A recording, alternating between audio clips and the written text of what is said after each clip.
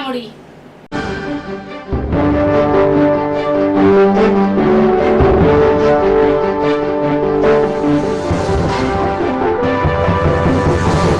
मागील आठवड्यात शहरातील हवेची गुणवत्ता सुधारली असल्याचे समाधानकारक चित्र दिसू लागले। हवेचं गुणवत्ता निर्देशांक सरासरी 87 आढळला आहे। 1 फेब्रुवारीला तर हवेचा गुणवत्ता निर्देशांक 65 होता। सध्या महापालिकेची हवा शुद्ध गटात मोडत असल्याने ही आनंदाची बाब आहे। हवेचा गुणवत्ता निर्देशांक सुधारावा याकरिता पालिकेने विविध उपाययोजनाही केल्या होत्या। यात नियमांचे पालन न करणाऱ्या बांधकाम व्यावसायिकांवर ही कारवाई करण्यात आली होती। मागील आठवड्यात 27 जानेवारी ते 2 फेब्रुवारी या कालावधीत हवेचा गुणवत्ता निर्देशांक सुधारून तो सरासरी 87 झाला आहे। शहरात आजही विविध ठिकाणी विकास कामे सुरू आहेत। मेट्रोची महापालिकेच्या माध्यमातून रस्त्याची कामेही सुरू आहेत। त्यातही रोजच्या रोज होणारी वाहतूक कोंडी यामुळे प्रदूषणात वाढ होताना दिसत होती। प्रदूषण रोखण्यासाठी पालिकेने मार्गदर्शक तत्त्वे जारी केली आहेत। त्यानुसार त्याची अंमलबजावणी करण्यास सुरुवात केल्याचेही दिसून आले। विकास कामांच्या ठिकाणी प्रदूषण रोखण्यासाठी केलेल्या उपाययोजना, रस्त्यांची धुलाई आदींसह इतर उपाययोजना करण्यात आल्याने ठाण्यातील हवेची गुणवत्ता निर्देशांक सुधारल्याचे चित्र दिसत आहे। ठाण्याच्या खोपट एसटी डेपो समोर आज ठाणे शहरातील महाविकास आघाडीतर्फे एसटी महामंडळाच्या मनमानी भाडे वाढीविरोधात निषेध आंदोलन करण्यात आले।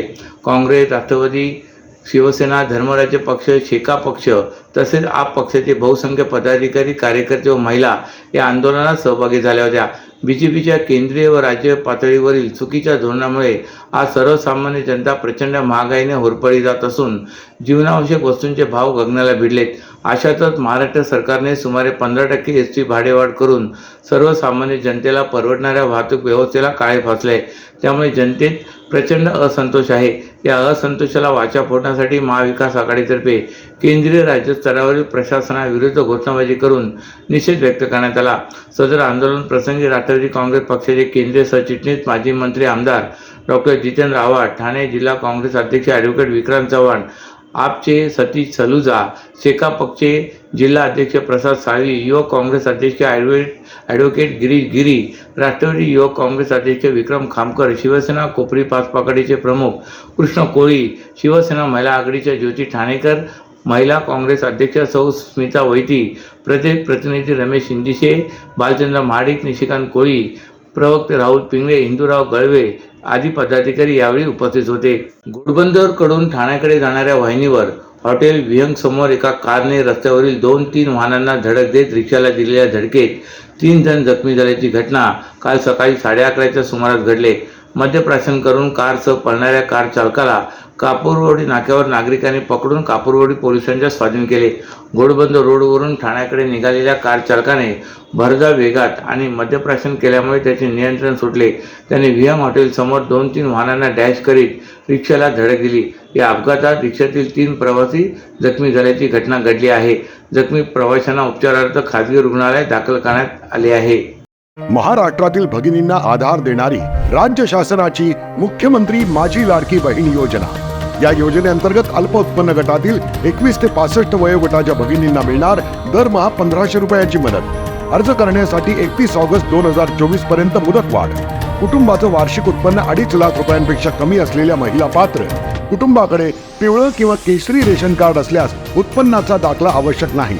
पांढरं रेशन कार्ड असेल किंवा रेशन कार्ड नसेल तर कुटुंबाचं वार्षिक उत्पन्न 2.5 लाखांपेक्षा कमी असल्याचा दाखला आवश्यक। योजनेसाठीचा ऑनलाईन अर्ज नारी शक्ती दूत ॲपवरून किंवा पोर्टलवर भरता येईल। ज्या भगिनींना ऑनलाईन अर्ज भरता येत नसेल त्यांच्यासाठी अंगणवाडी, ग्रामपंचायत, वॉर्ड ऑफिस, सेतू सुविधा केंद्रामध्ये किंवा आशाताई बचत गटाच्या CRP यांची मदत उपलब्ध। आता आपल्याला अभिमानाने म्हणता येईल, सुखी आणि सुरक्षित आहे माझी लाडकी बहीण। विरुद्ध दिशेने येणाऱ्या वाहन चालकांना चाप बसावा यासाठी ठाणे वाहतूक पोलिसांनी अनोखी शकल लढवत टायर किलर बसवलेत। मात्र आता या टायर किलरने नागरिकांच्या डोक्याचा ताप वाढला असून अनेक ठाणेकर रक्तबंबाळ झाल्याची बाब समोर आले। या टायर किलरने अवघ्या 24 तासात 7 जण गंभीर जखमी झालेत। ही संकल्पना चांगली असली तरी वाहतूक शाखेचा रोगापेक्षा इलाज भयंकर झाला आहे। दरम्यान जखमी पादचाऱ्यांना थेट रुग्णालयात गाठावे लागत असल्याने स्टेशन परिसरात बसवण्यात आलेल्या टायर किलरची जागा बदलावी अशी मागणी नागरिक करतायत. विरुद्ध दिशेने येणाऱ्या वाहन चालकांना चाप बसवण्यासाठी ठाणे वाहतूक शाखेने टायर किलर ही नवी संकल्पना प्रत्यक्षात उतरवली. ठाणे स्टेशन परिसरातील पंजाब नॅशनल बँकेसमोर प्रायोगिक तत्वावर काल सायंकाळी पहिला टायर किलर बसवण्यात आला. त्यानंतर नियमांना पायदळी तोडवणाऱ्यांना चांगला दणका बसेल असा विश्वास वाहतूक शाखेच्या वरिष्ठ पोलीस अधिकाऱ्यांनी दिला. मात्र आता हे टायर किलर जीवघेणे ठरू लागले असल्याचे नागरिकांनी नाराजी व्यक्त केली आहे. ठाणे स्टेशनमधून बाहेर पडणारी सर्व वाहने पंजाब नॅशनल बँकेसमोर जातात. मुळात ज्या ठिकाणी टायर किलर लावले आहे त्या रस्त्यावरून विरुद्ध दिशेने कोणतेही वाहन जात नाही. असे असताना स्टेशनसारख्या गजबजलेल्या परिसरात टायर किलर लावल्याने पादचाऱ्यांची डोकेदुखी वाढली आहे. तसेच रात्री अंधारात हे किलर दिसून येत नसल्याने याचा धोका वाढला आहे. मीरा रोड येथून ठाण्यात मेफोट्रॉन अंमली पदार्थ विक्रीसाठी आलेल्या मोईन निर्वाण आणि मोहम्मद मुजमिल नागोरी यांना अटक केल्याची माहिती ठाणे गुन्हे अन्वेषण विभागाने दिली. त्यांच्याकडून 25,88,820 रुपयांचा 152 ग्रॅम वजनाचा मेफोड्रिन हा अंमली पदार्थ हस्तगत केलाय. मानपाडा हॅपी व्हॅली सर्कल जवळ एक दुकली MD हा पदार्थ विक्रीसाठी येणार असल्याची माहिती ठाणे शहर पोलिसांच्या अंमली पदार्थ विरोधी पथकाचे हवालदार अमोल देसाई यांना मिळाली होती. पोलीस उपायुक्त अमरसिंह जाधव, सहाय्यक पोलीस आयुक्त धनाजी क्षीरसागर आणि वरिष्ठ पोलीस निरीक्षक राहुल मस्के यांच्या मार्गदर्शनाखाली सहाय्यक पोलीस निरीक्षक निलेश मोरे, जगदीश गावित आदींच्या पथकाने सापळा रचून या दोघांना अटक केली आहे.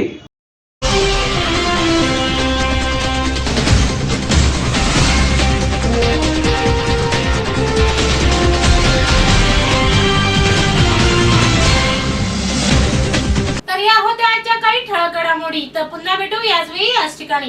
ठाणे दर्पण या वृत्तवाहिनीचे प्रसारण YouTube वर पाहायला विसरू नका.